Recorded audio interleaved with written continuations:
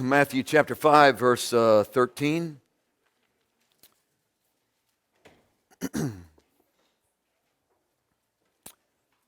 Verse 1 down through verse 12 is the presentation of the Beatitudes. It is the statement of the formation of the kingdom.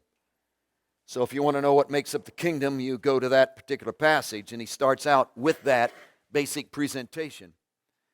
And after he gets done with that presentation, he moves into this section, verse 13 down through verse 16 that we're working on. And in this section, he's giving us the function of the kingdom. So what? The kingdom has been formed. So what? What does it do? How does it operate? What is the effect of it? How's it going to function? And so in verse 13 down through verse 16, the primary idea, concept, word that expresses the concept the most is the word influence. So you've got this no activity thing. You haven't got an activity thing going on. You've got a list of rules to accomplish. You've not got duties to do. You've not got things to get done. You have not got ministry methods presented in verse 13 through 16. But what you have is influence, which is a mystical concept, which is a result of flowing, a flow of, all of that kind of idea is jammed into it. And he brings it into the imagery of salt and light.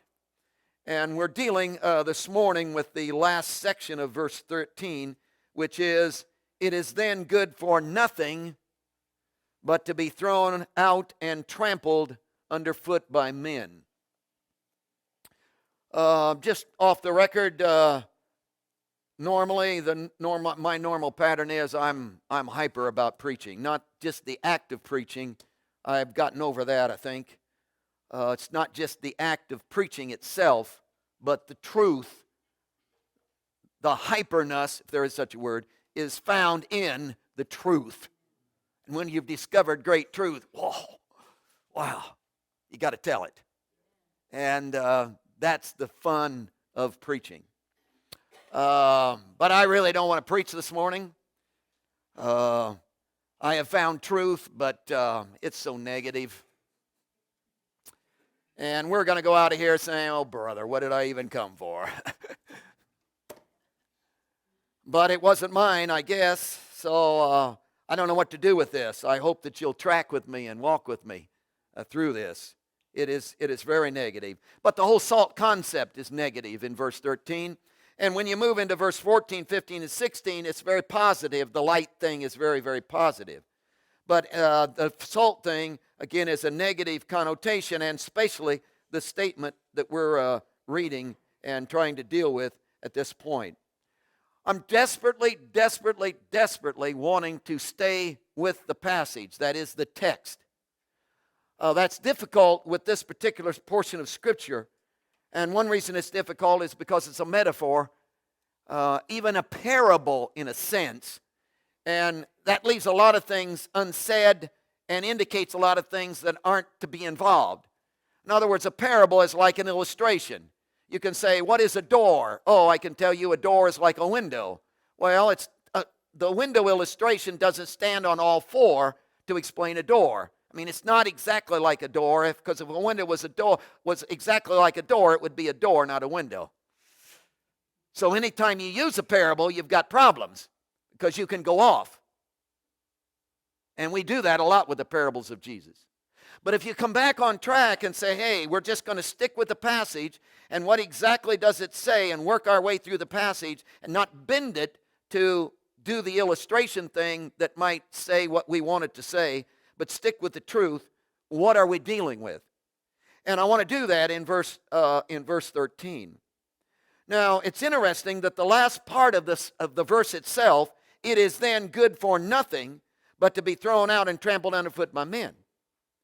You can't possibly understand that phrase, that statement, unless you understand the first half of verse 13. In other words, the explanation for what he's saying at the end of the verse is the beginning of the verse. You are the salt of the earth. But if the salt loses its flavor, how shall it be seasoned? ? It is then good for nothing. So this whole phrase that we're dealing with hangs on the understanding of you are the salt of the earth, And if salt loses its flavor, how shall it be seasoned? So we need to walk through the conclusions that we came to in those particular statements. You are the salt of the earth. Immediately you've got a problem with that, because as we've discussed before, salt and earth don't go well together. And the minute salt gets involved in earth, it's barren, and it makes it non-productive, and it can't grow anything. So salt was never to be made a part of and mixed in with and a part of earth. So it's a crazy statement to come and say, you are the salt of the earth. But again, the imagery doesn't stand on all fours. And what he's doing in the statement, you are the salt of the earth, the actual Greek word for earth is ge, G-E, which literally is land or physical things. And we discovered this is a playoff of the Beatitudes. See, in the Beatitudes, the wonder of the whole thing is that we are kingdom people. And why are we kingdom people? We are kingdom people because we are helpless. Starts out the Beatitudes with that. Hope you don't get tired of hearing this. We are absolutely helpless. And in our helplessness, I'm not talking about, well, there's some things I can't do. I'm talking helpless in every area, every arena, every bit of resource of life. It's the Greek word for poverty that is literally absolutely destitute. I mean, not 1 ounce of resource at all. Total, absolutely helpless. He says, there's where you are, and congratulations, you've gotten there. That's where you're supposed to be. Whoa, good for you. Wow, you're helpless. Well, why is that a good thing? Oh, that opens the door, if you will let him, for his amazing resource, the greatness of his person, to literally embrace you. And in that embrace, you and him together, your helplessness, his great person and resource, literally you become the kingdom of God. Now, out of that comes all of this stuff. I mean, it's all a byproduct of him, obviously. Oh, I'm pure in heart. Where did that come from? Oh, he has entered in and I've become a part of. And oh, in my weakness, in his resource, I've become pure in heart.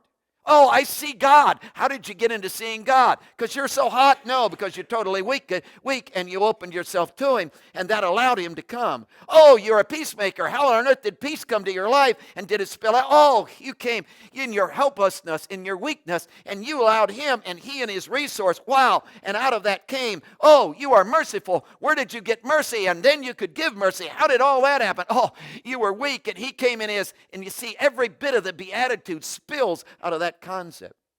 One of them is meekness. You were absolutely helpless. He came in his overwhelming resource. And you know what began to spill out of you? Meekness. And it's the meek who inherit the land. That's this same word. This same word. They inherit the land, the physical things. And we discussed this whole idea that what he's talking about is that the whole answer to every physical need of our lives is found in the wonder of this relationship. Now we think in terms of spiritual. See, oh, Jesus is the answer to my spiritual need. You know, forgiveness of sins, going to heaven, that stuff. But good night, I live in a real world over here, which is full of all kinds of physical things, with all kinds of physical problems that I've got to physically take care of. What does Jesus have to do? Oh, he says, no, you're not getting this. The answer to all your physical problems.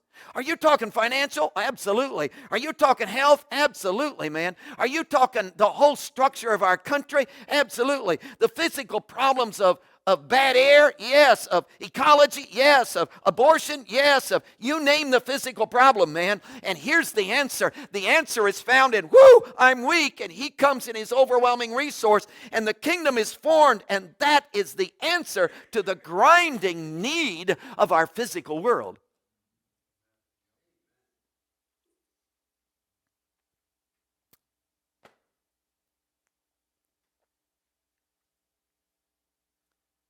What would happen if you'd buy that?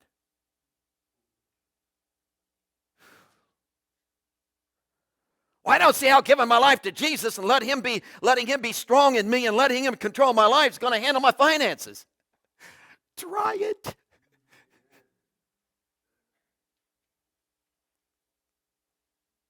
Try it.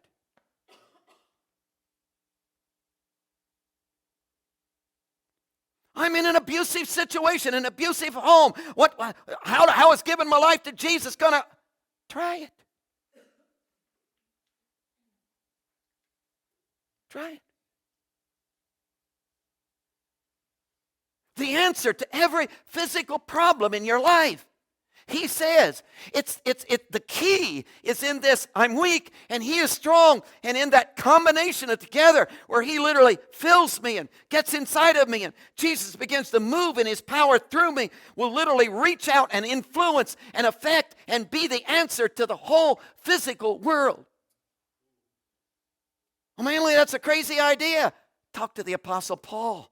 He was all over this thing, man. He was all over this. He, in Romans chapter 8, came up with this awesome concept. He thunders out of chapter 7 of Romans and says, hey, I'm under the law, and I wanted to do the right and couldn't do the right, and I didn't want to do the bad, and I did the bad, and whoo, I'm a mess. In fact, I've got this body of death that's literally being attached to me, and this dead corpse that's hanging on my back all the time. It's just rotting my flesh, and as this dead corpse rots, I rot, and my life is just decaying, and it's all, oh, what am I going to do? And then he thunders into chapter 8 and says, whoo, do you know what's happening here? Wow, Jesus has literally brought deliverance to me from the body of this law and this death. And there is now, therefore, no condemnation, verse 1, to those who are in Christ, who do not walk according to the flesh, but according to the Spirit.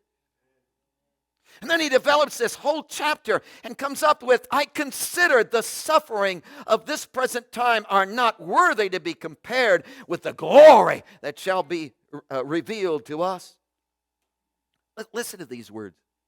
For the earnest expectation of the creation, physical things, the earnest expectation of physical things eagerly awaits for the revealing of the sons of God. That's us.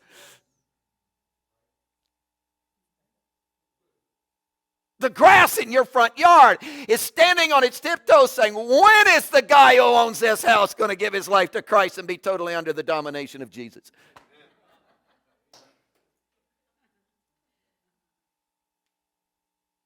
Isn't that amazing?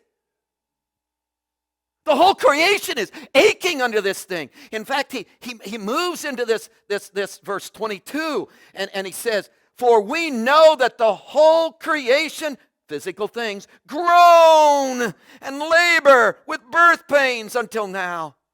That the whole earth is under the curse of sin. We brought it to this earth. We brought it to our physical things. And all the physical things are groaning to be delivered from this. And then he goes on to say, not only that, but we also who had the first fruits of the Spirit, even we ourselves groan within ourselves, eagerly awaiting for the adoption, the redemption of our body. My liver cries out, whoa! It's amazing. So this isn't some kind of spiritual, whoo, I feel better, I'm going to heaven now. He wants to literally, see, that's the premise of what's going on in the Sermon on the Mount that Jesus is getting to in this passage. That in the formation of the kingdom, my weakness and his overwhelming strength, with kingdom is formed, and in the kingdom, in the dynamic of the kingdom, the intimacy of that, of Jesus walking in my life day after day, literally we inherit the land. My physical world literally is affected and brought to redemption. And then he proposes this question. But if the salt loses its flavor, how shall it be seasoned? That's a difficult thing to deal with. If the salt loses its flavor, you'll remember a couple Sundays ago we talked about it loses its flavor. It's a translation of moreno, Greek word moreno. It's where we get our word moron. Every time it's translated, amazes me. Every time it's translated, noun, adjective, in the New Testament, it's always translated fool or foolish. The only place it's not translated that way is right here. But if salt loses its flavor, where did they come up with loses its flavor? Well, it's salt we're talking about. Well, what if we aren't talking about salt? What if we're talking about me? And what if he's looking me in the eye and say, Manley, if you become a moron,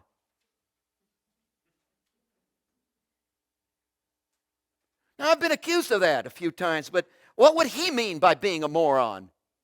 Just doing stupid stuff? Well, probably not. What would he mean by being moron? Well, if you'd put it in the context of the Beatitudes, being a moron would be what? Oh, I'm totally, absolutely weak. What if I walked around like I wasn't? Well, you big moron.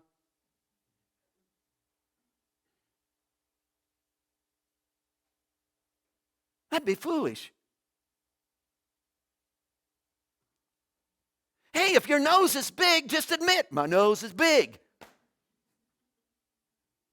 If you're weak, why don't you just admit, I'm weak? I mean, what's the hassle in that? What's the problem with just admitting who you are? Because it's in the admitting and the mourning of who you are, that I am weak, that he can come. And the moron is the guy who says, I'm not weak, and acts like he's in charge.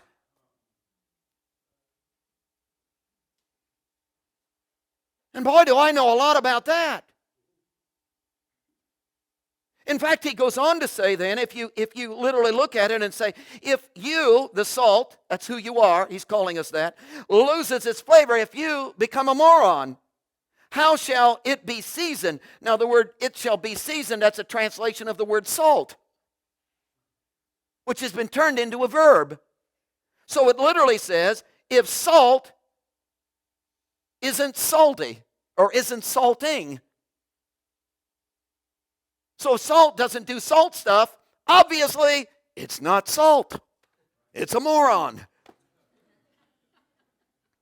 So if I'm weak, does this make any sense to you? If I'm weak and I say, nope, I'm not weak, and I walk around, hey, I don't need, hey, I can handle it, I got it, and I walk around like I'm not weak, then I'm not being a kingdom person. I'm a moron, man.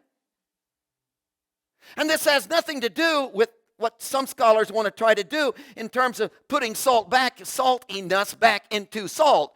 You can't. No, he's not talking about that. You don't put, here's a kingdom person who's lost his kingdomness, now we're going to put kingdomness back in the kingdom person. No. Hey, if you're not a kingdom person and you don't embrace your weakness, you aren't a kingdom person.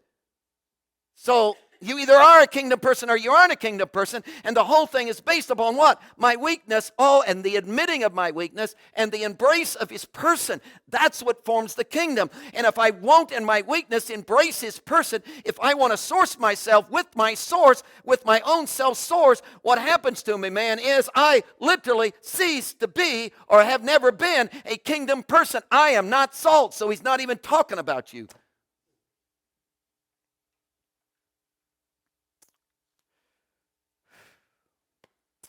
So if you've got a person who is totally weak and won't admit they're weak and won't embrace his person, what are you going to do with them? Well, he says, here's what we'll do with them. It is then good for nothing but to be thrown out and trampled underfoot by men. That doesn't sound very loving. Well, we need to analyze it. So walk with me on this, will you? I want to start phrase by phrase and walk you through this. It is good. It is then good for nothing. First phrase. It is good for nothing. It's really interesting that in the Greek language, the first word of the passage is the word translated for. So it literally reads like this: for nothing it is good. And it starts with the word for, which means the for thing is really, really important in the language. It's the most important thing because they front-loaded their sentences with the most important thing. So the word for is the Greek word eis, E-I-S, which is intriguing as well. Because for, eis, literally is the word into, which is a movement term. So what he's talking about is you've moved into a state. You're existing and moved into. You were here, but now you've moved into another state. Here's a kingdom person who admitted his weakness, and the overwhelming resource of God came, and the kingdom person was formed in that. The kingdom of God was formed. But now something has happened in his life, and he's moved into another state. He's moved into another realm. He's become a light under a basket. He's become salt that isn't salt. He's moved into a new location. Now, what is this new location? Well, that's the next word. It is good for nothing. The Greek word for nothing there is oudeis, and ou is not, and deis is literally one. So it's basically not even one. So it's really strong. Not even one. So when you've moved into this new state, it's a state where there's not even one. Now you got to see this in the context of the beatitude again. What's the first beatitude? I'm poor, absolutely devastated, absolutely weak, have no resource at all. We're back to the first beatitude. Because now he's saying you've moved into a state where you have absolutely no resource, absolutely totally weak, absolutely not even one bit of resource in your life. Now, as we've expressed before, what we tend to do, think this through, what we tend to do is we tend to grab a hold of, look at our weakness and say, oh, I'm not weak. And we tend to find one thing we can really do that's well. We can really do one thing well, and we heighten that and say, well, there's lots of things I can't do, but hey, I'm not totally weak. And the one thing we can do that's really well becomes a Band-Aid to cover. James Dobson says that teenagers rely on one of three things in their life for self-worth, self-value, self-esteem. One thing is talent. If you got talent, yeah, I can hit a ball over the fence. I'm an athlete. Whoa, so everybody likes me. I'm in the in crowd. Why? Because I'm good. I'm really good at that. Wow, hit the ball. Oh, hey. So I'm popular. If I don't have talent, I'm not a good athlete. I'm kind of awkward. Lo and behold, but I'm beautiful. I have sex appeal. Oh, takes me a long time, but I got it. Never mind. So here we are. I got sex appeal. So I'm one of the beautiful people. And you can go to teen camps and you see them all clustered together, the beautiful people. And you're either in the beautiful people or you're not in the beautiful people. Of course, if you got talent and you're still ugly, you can still get into the beautiful people because they like to hang around people who are. So I have self-value. Why? Because I'm one of the beautiful people, or I'm a person of talent. Now, if you don't have talent and you can't do one thing well, like hitting the ball over the field, over the wall, and you're not beautiful, you're not one of the beautiful, sexy people. If you got money, you can buy the first two. Whoa! Because somebody's got to pay for the parties, brother. So you're still in. Now, what happens to the guy that doesn't have talent and doesn't have good looks and doesn't have money? Well, I can testify what happens to him. He's not in the group.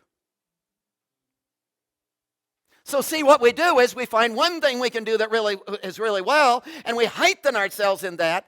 But the difficulty with that is, surely this makes sense to you. The difficulty with that is what? It's a camouflage. In fact, that's the whole business with the gospel story. Here's this group of people who, they can keep the law. They make the sacrifices. They operate the church. They're the political power of their day. Who would criticize them? They're the great people of their hour. Pharisees and Sadducees. Jesus says, white-washed sepulchres. Because you're just hitting a ball over the fence, and inside, you can't get along with your wife, you hate yourself, you can't handle your body, whoa. So you're just acting like you got something going on, but the truth of it is, when you're stripped down, you're weak. And you won't admit it. Manley, why won't you admit you're just plain flat down to it weak? Why do you go around saying, I hit the ball over the field, over the fence? When the truth of the matter is, you're weak and you can't handle your life and you can't pull it off and you can't get it done. And every time you act like you can do it, Manley, you big moron!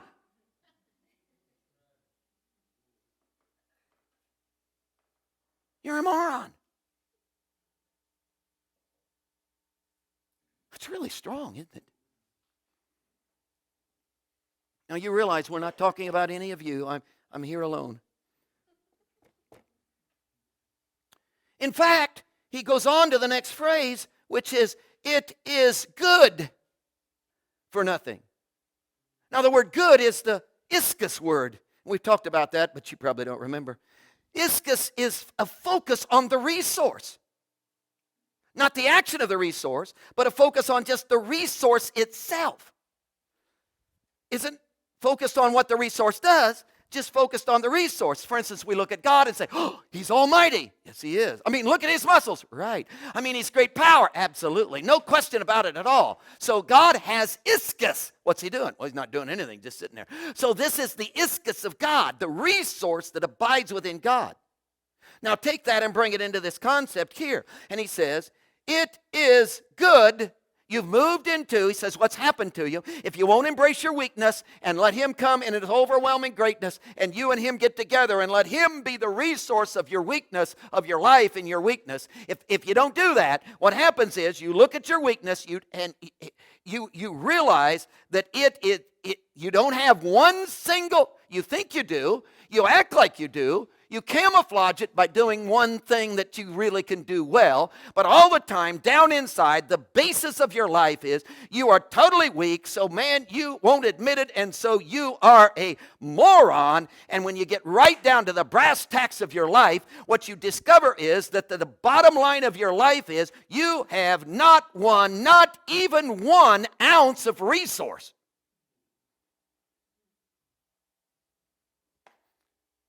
Not one. Not one. Not even one. So you're stripped down to say, whoa.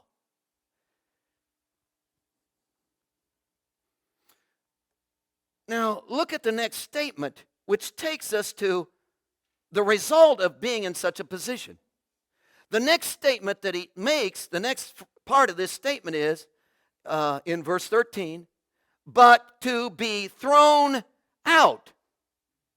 Now, the word but there, it is good for nothing but, is really interesting because it's not the normal contrasting thing. Over here's a picture, one picture, over here's a contrasting picture. It's not that word. That word is day, so it's another word. And it's 2 words, if, ei, which is a, which is if, and me, me, which is not, if not, which means exception.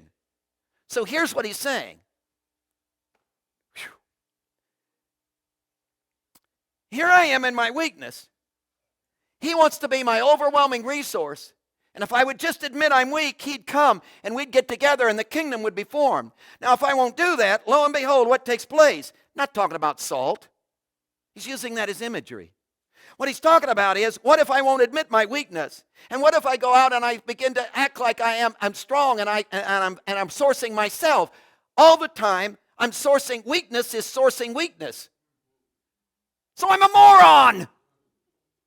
An absolute moron. In fact, when it comes right down to it, I don't have 1 single ounce of resource to do anything. And I act like I do, which makes me a moron. So if I'm not good for anything and I can't do anything and I have no resource, he says, wait a minute. There is one good thing we can do with you. I want to correct myself. You're good for nothing except. There's no value except. There's nothing to do with you except. There's an exception to this. There is something you're good for. You know what you're good for? Hey, Manley, you moron who won't admit you're weak and won't surrender and won't let me be your resource, you have absolutely no resource in your life. So you're absolutely good for nothing. Oh, wait a minute. There's an exception. You are good for something, Manley. You are good to be thrown out. The Greek word for throw is balo. And every single time it's used in the New Testament has the idea of immediate, not thinking, just do it. It's the Nike thing. Just do it. Don't think about it. Impulsive. It has that idea of being impulsive. So he says, what you're good for is for me just to throw you out. Impulsively throw you out. Now, what that means is this. This is not a plan. I want you to get this. This is not a plan. This is not a plot. This is not God sitting in the sky watching you with his binoculars saying, oh, you messed up again. Oh, you messed up again. I'm keeping track. Whoa. Hey, 3 more times and I'm coming down on you. This is not a stalker. This is not a God who wants to and is planning on it and will get it done eventually and will end up getting you. This is not a God like that, because this is not a plot and this is not a plan. He is not mad.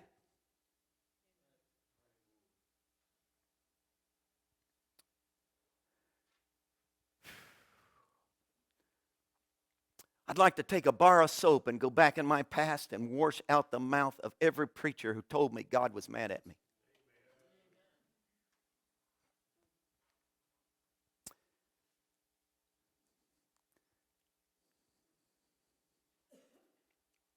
He's not mad. He's not mad. You can't find any place in the life of Jesus that he wants to smash.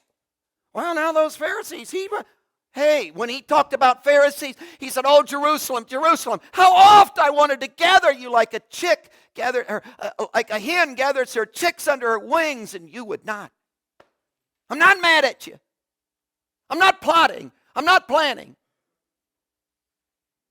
This is the same thing you run into in, for instance, right here in the Sermon on the Mount. If you turn to chapter 7, if you go to verse 6, he says, do not give what is holy to dogs, nor cast your pearls before swine, lest they trample them under their feet and turn and tear you in pieces.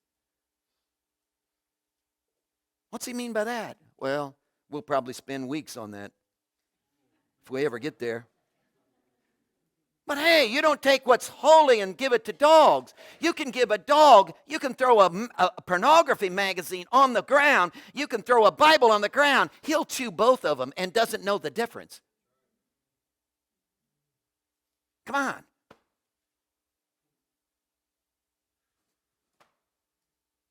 So that's the symbolism there. In fact, this is the vine and branch thing, which I think is just, and all the parables that Jesus told, which were the growing parables, the harvest parables, they were all like this. I am the vine, you're the branch. Oh, wow, you're not attached to the vine anymore. Oh, my, you just ceased to be a branch. Well, what's happening to you? You're not a branch anymore. You know what you are? You're dead wood.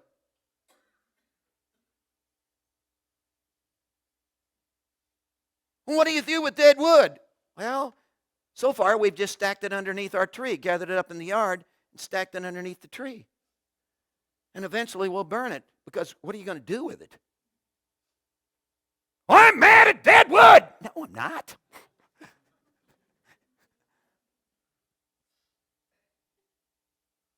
It's not a matter of being mad. It's not an emotional, it's not a mad, I hate you. It's not that. It's just, hey, if you, in your weakness, want to act like you're really something and want to source yourself out of your own weakness. And when weakness sources weakness, it's more weakness. So you never, whoa, what am I going to do with you, man? You won't let me in. See, I've got big plans for you. I've got an overwhelming, destiny for you.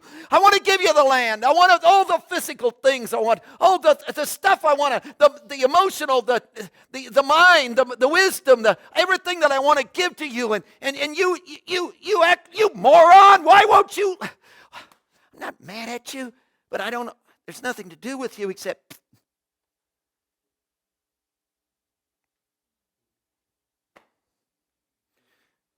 Now this last statement, thank you, Jesus, it's the last.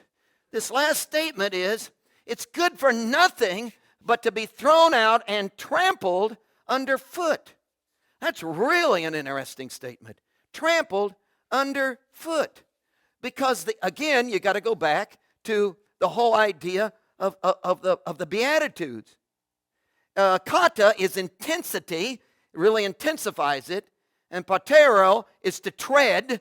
So you're thrown out, and there's scorn involved, and there's discourtesy involved, and we're going to walk on you and put you down and step on you. You mean God is going to do that? No. Here's the passage. You got to get this. Here am I in my weakness. Here he is in his overwhelming strength. I decide to source myself out of my own weakness. You moron. Because you don't have one single ounce of resource in you. And you're trying to source yourself with absolutely no resource. And it's all a Band-Aid. And you moron. What are you doing? And what am I going to do with you? There's nothing. There's one thing I can do with you. I can throw you out. And if you're removed and separated, as the vine and the branch is, if you're moved and separated, do you know what happens? There's scorn, discourse, tread on. God isn't treading on you. You end up in the state with everybody else who are morons. And you know what morons do to morons? Step on each other.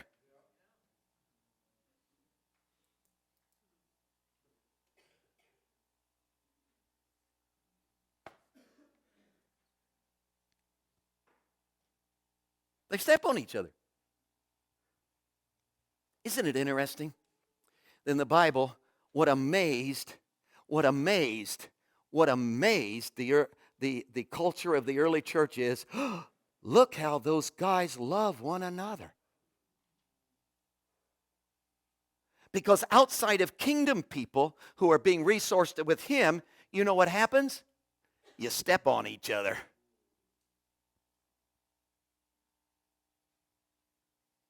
Come on, you've had enough experience to know the minute you step out of people who are filled with Jesus, the minute you get out of that group, the minute you move away from people who are really filled with Jesus, I'm not talking hypocrites there, I'm talking real kingdom people. The minute you step out of, and there's a lot of people in the church who step on each other, I realize that, but we're talking kingdom people here, not church people. Hello? So I'm talking people who are really filled with Jesus, who really have in their weakness, have embraced him, and they've become the kingdom. Those people don't step on you. You know who steps on you? Step outside the kingdom people. Hey, those are the people that step on you.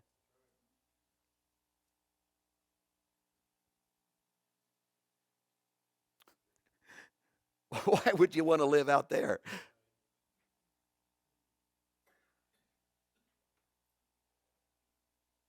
I want to live in the.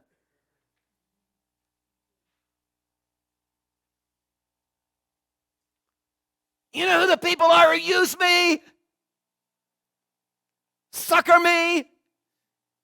Take advantage of me? Rip me off? In kingdom people.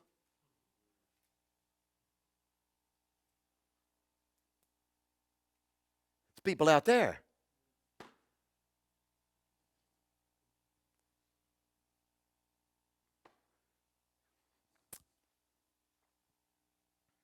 It's a little blunt, but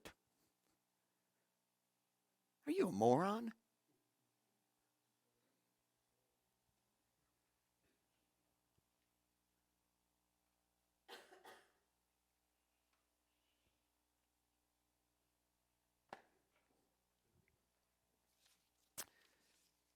Oh, Jesus. Wow. This is really heavy for my life.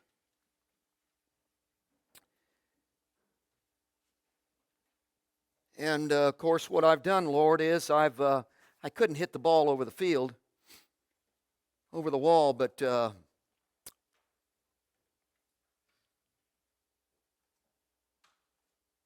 since I was raised in the church, I knew a lot about the Bible, and I could win all the contests, and so I became a religious moron. Yeah, I became a religious moron. Basically, sourcing my own religion and sourcing my own.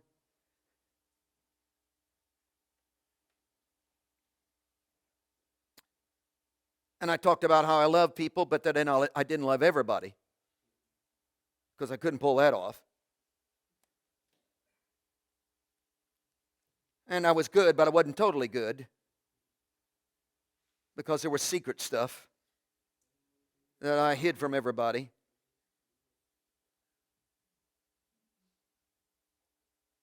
And I was a religious moron. I want to come totally clean and get on my face this morning and say, I don't want to be a part of the crowd that walks on people.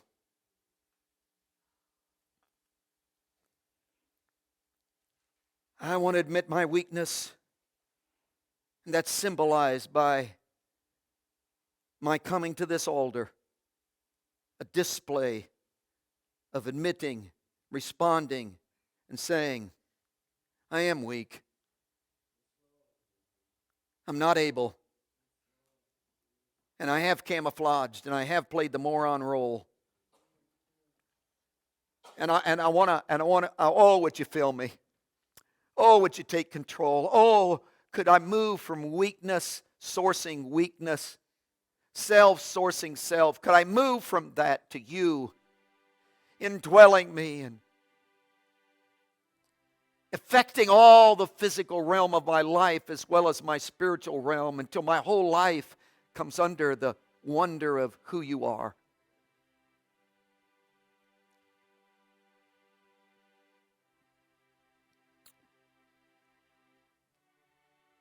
Ah, Jesus. Are you whacking me on the back this morning? Congratulating me? Because I finally recognized my weakness.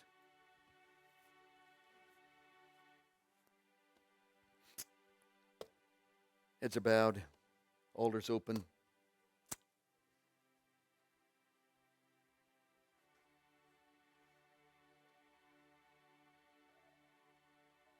It's a place for all the morons.